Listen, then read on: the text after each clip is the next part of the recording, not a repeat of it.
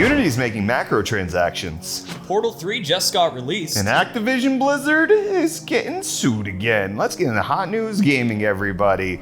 Brett and Kyler intros on January 9th, 2024. We're at CES. We're in our little Airbnb as we're trying to record all of this. Let's get into the news. Oh, let's do it. Bobby Kotick may be done with Activision Blizzard, but he's still causing the company legal problems with another lawsuit on its hands. The suit comes from a 57-year-old executive who is claiming that Activision Blizzard discriminated against him for his age by laying him off. The former exec claims that Kotick made ageist remarks in a leadership meeting in which he says 61-year-old Kotick thinks there are too many old white guys and that they were a problem. You know what it was? They probably just fired him because he's old. But I'm old. Following the meeting, the executive says several other executive members left because of the remarks and that he was recommended to take over one of their management roles. Instead, a younger non-white man took the position and became his manager. His merit-based bonus was also much less than he expected. The executive had a problem with being passed over and earning less money, but he was ignored when he made his complaints to HR. The former executive also claims to be the first to sound the alarm that a larger issue may be brewing and that checks and balances need to be put in place for the company. He's asking for compensation for emotional distress, reputational and financial damages, wrongful termination, legal costs, and a negative impact on career advancement. I mean, he was making Overwatch. How much career do you think he had left? Winston. When done. The company has since responded by pointing toward the company's Equal Employment Opportunity Policy page. And while this lawsuit is just beginning, the company is still trying to resolve its other discrimination lawsuit. Activision Blizzard recently announced its intention to settle the California Civil Rights Department's lawsuit regarding the 2021 sexual harassment and workplace misconduct scandals for $55 million. However, the company now claims the department is dropping all of the allegations listed in the suit, which the department denies is true. CRD says this reporting is based on documents that haven't been finalized and that more work is still being done, including an amended complaint. Ironically, the executive, who was there for all of the reported transgressions against the company's female employees, is saying years later that he knew something wrong was happening. We'll keep you updated on any further developments as they become available. But you know what's already available? Tell me. Netflix games. Oh, baby! I'm crossing my legs now. I do that sometimes. You're wearing a shoe. Continuity error. Thank you. Yeah, there's a handful of games on the Netflix app that you may get ads on soon. Ooh! Yeah, you're gonna get ads on. I love ads. This news comes from the Wall Street Journal, which reports that Netflix is considering adding advertisements to its game catalog. I just love ads. I love mulch. I love lamp. Sources claim that the streaming service is looking to introduce ads, in-app purchases, and charging a premium for certain games to the service. It is a departure from the current model, which gives you access to those games without extra costs. Ads would likely only appear on the lowest tier with ads enabled. Peter, the horse here. Because I said lowest tier. Ads would likely only appear on the lowest tier with ads enabled. Peter, the horse is here. But we're not sure if the in-game purchases would be limited to Netflix published games. It's also unclear how many more games are coming to the platform. You know what is on the platform?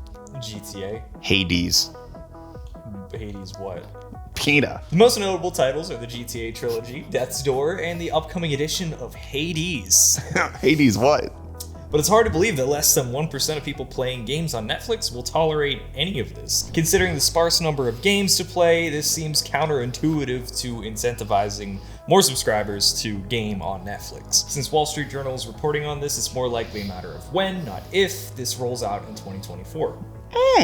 Well, the controversies don't end here, okay? As the Wizards of the Coast, oh, you didn't like that? Have found themselves in hot water after posting game artwork created with AI. Wizards of the Coast posted a look at some new cards coming to Magic the Gathering on Twitter. Upon closer inspection, you can see the hallmarks of AI-generated images, smeared sections on the gauge and tubing of the machine in the back, and inconsistencies like on the barrel. They sell those at the card store? I don't know. The greeting cards. From Hallmark? Mm-hmm. What do movies have to do with this? That's a hallmark of them. Wizards of the Coast initially denied using AI in the image, but players and other artists proved that it's not the case. The company has since admitted that it used AI to create the image, which is pretty hypocritical of the company when it banned Magic artists from using AI for official artwork. Well, no, see, it's fine this time because the company gets to save money, whereas it would have lost them money the other time. This is the second instance we saw of a company seemingly lying about using AI generation this week.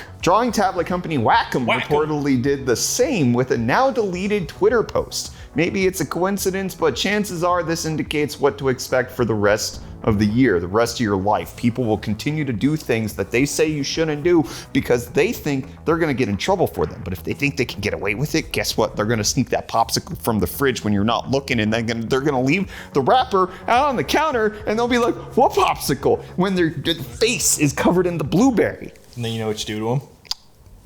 You whack them. I did not expect us to go down that route. But what I bet you didn't expect also? Yeah, tell me. Is the amount of freaking deals I have for you today. Oh, yummy, yummy. We have a bunch that'll fatten up that little juicy little backlog you got, and maybe even make you a fan of a couple new indie titles. Yummy, yummy, deal master. Yeah, our first Suckle me those deals. Our first few deals come from Fanatical, which runs several build-your-own game bundles, including the one we mentioned last week. Can I build it in my mouth? No. Shame. Additionally, they have the Play on sale with significant discounts for the Metro series, Yummy. Homefront: The Revolution, and Not so yummy. several other notable titles. You can also find great prices for the DMC like Solstice and Yummy. the shopkeeping roguelite Moonlighter. Oh, give me the moon juice. These deals end at various points throughout the month, so you can check them out quickly. Like how I just finished that sentence. Very quick. Our next set of deals comes from IndieGala with the Modus sale. Mode us in my mouth. Not like Amogus. I would eat them too. You can get a bunch of indies for up to 90% off, including the JRPG-inspired Chris Tales. Yummy. The rhythm fighting game God of Rock. I and like the God of War. highly praised psychological horror game and Sound Mind. Yummy, yummy. You'll have until this Friday the 12th. Moving over to Steam, you'll find the Fire Axis game sale, where you can get XCOM and its excellent sequel, XCOM, wait for it, 2, for 90% off until Thursday, January 18th. Steam also has Ubisoft's Immortals Phoenix Rising, the best named game ever, on sale for 90% off until Saturday, January 13th. Our final deal for the day is from Humble Bundle with this GOG.com bundle. As long as you pay $12 or more, you'll get Wasteland 3, Greedfall Gold Edition, Kingdom Come Deliverance, and more. Yum. You have to link a GOG account to claim the games, but you only have 2 more days before this deal ends. Yummy, yummy, deal master. But before we get back to the news, we have a couple of rumors making the rounds right now. Word on the street has it. is that Microsoft is gearing up for an exclusive to-go multi-platform. According to the Nate the Hate podcast, an acclaimed game will go to the Switch and PlayStation relatively soon. And while there's no more info than that, many online have speculated that the game in question is Tango Gameworks' surprise hit, Hiffy Rush. Are those like the videos I watch with the lady in them and her cat? What are you talking about? Lo-fi beats to relax/study to. The game earned universal praise, which fits the criteria compared to many of Xbox's recent releases. Corroborating this report are new official ratings for Hi-Fi Rush on Switch and PS4 in Australia. Nate says the move would be to get the IP in the hands of PlayStation and Switch players, hoping they get an Xbox or Game Pass subscription to play the sequel. It's a sentiment that the former head of Xbox Game Studios, Matt Booty, shared back in 2019. We don't? We don't. Oh. I hear way too many people say his name and they don't even smile at all. And we should stop that. I smiled and I put a weird inflection on it. Hashtag Bully Booty 2024. I don't know about that. It also wouldn't be the first time something like this happened, as the Medium, also an Xbox and PC exclusive before it jumped to the PS5. We also heard that the rumored Metal Gear Solid remake is still being developed, possibly a PS5 exclusive. The rumor came from a Spanish website that correctly predicted the God of War Valhalla DLC before its announcement at the Game Awards. I know know, I said it wrong. The site claims that the original Metal Gear Solid is still in development, though not at Konami, as they're currently working on a Metal Gear Solid 3 remake in the next installment of the Silent Hill franchise. The site also claims that it's been in development for several years, but they don't have a studio to attach a name to. Given the information, it will likely be made for PlayStation studio Blueprint Games. Blueprint is responsible for Shadow of the Colossus. This is sleep deprivation. And the D-Man Sal's remakes, which makes them a prime candidate to develop a PS5 exclusive, kind of like Steak. The rumors of the MGS remake have circulated for years, with many believing that Bluepoint would be the best suited for it. However, the studio is reportedly working on a new fantasy IP for the PS5. As always with rumors, take this information with a grain of banana salt. But you can use as much salt or pepper as you want because a fan-made Portal DLC has been cooking, according to Steam reviews. Don't use too much salt, it'll taste bad. I like a lot of salt. I know, but you can do too much. Portal Revolution is a huge 40-puzzle, narrative-focused, fan-made mod for Portal 2 that tells the story of what happened between the first and second games. The mod has a very positive rating on Steam at the time of recording. Players love the new puzzles, the story, and the mechanics, with one user saying that it's the Portal 3 we don't deserve. I deserve it. Why don't we deserve it? I don't think I deserve very much. I disagree. I don't deserve it. I do, though. It's also Oh yeah, you're great. It's also a very stable rod that runs well on a Steam Deck. Ooh. You can download this for free, though you'll need Portal 2 to run the mod, so you'll have to spend $1 or something. Lucky for you, you can get Portal 2 For 99 cents. Hey, it's $1. Look, you called it out before the script said it. Through January 11th, which is great. You don't have to wait very long. That's Thursday. But if you're looking to turn your favorite Unreal Engine games into a VR title, you're also in luck. Look at you, lucky man in Vegas. I don't want to do that. Shut up, you're lucky. VR modding Preydog has been working hard to develop a flat screen to VR mod called the Unreal Engine VR Injector.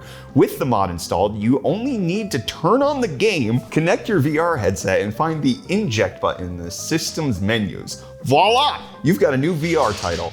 Eurogamer put the mod through its paces, trying out games like Returnal and Ride 5 in first person and unique third person perspective in games like Mortal Shell. And you don't need to do too much trial and error either, as the flat screen to VR community has a Discord with a list of titles tagged based on how well the game performs. You can find a link to the mod in the description below. I know that I always love going to random Discord communities to find information. It's always the healthiest way to get viruses these days. That being said, Yeah. those Discord communities, if you just like have a question, you just pop on in there, they're gonna fix it.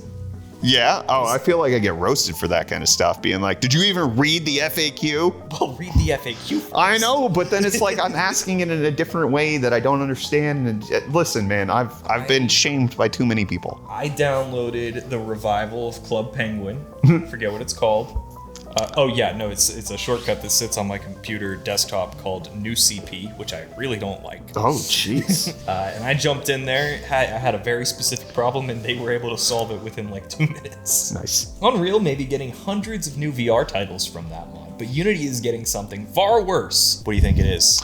Macro transactions. I was going to say lice. Walmart announced in a press release that it's partnering with Unity to add purchasable real-life items to any games made in that engine. Oh, Walmart, whoa. You're telling me Unity's making another weird move? they need money. Oh. They need money. No, I thought they were profitable. Walmart will provide its API to Unity, which developers can then implement so players can buy the real-life counterparts of items they use in games. For example, if your character has some new Yeezys on their feet, then you can buy the same pair of Yeezys What about in my real life. Dickie socks? I guess. Walmart has already tested this with a few games over the past year in online worlds in a mobile game, though we're unfamiliar with any of them. One of the projects, House Flip, allows you to buy the same Glidden paint that you use in furniture from Walmart brands. Like Oh, I love mainstays. Walmart claims that developers and creators can earn affiliate commissions from Walmart by using the APK. But what's strange about this move is that it does the opposite of what people who use Unity want.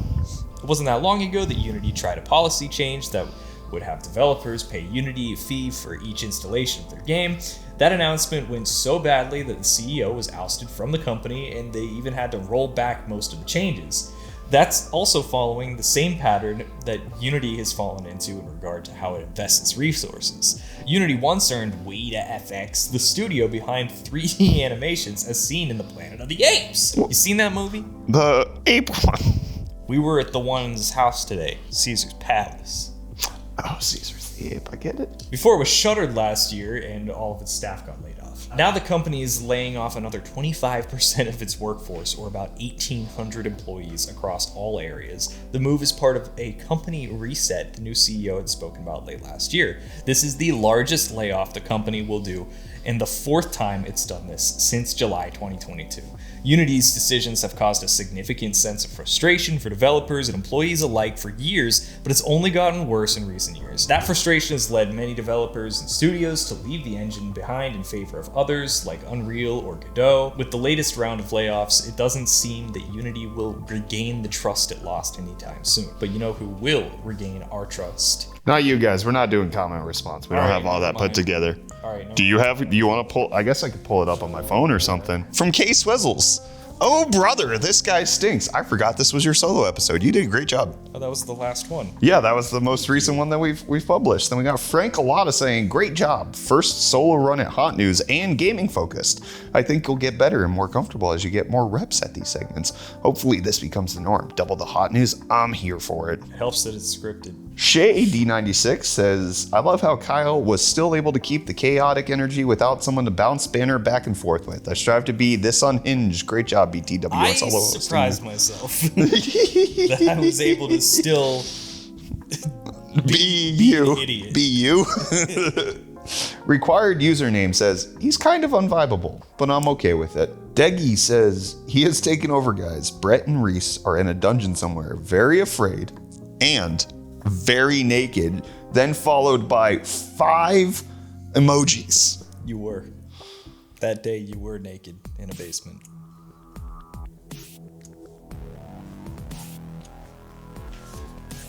Hashtag Bully Booty 2024. See you guys.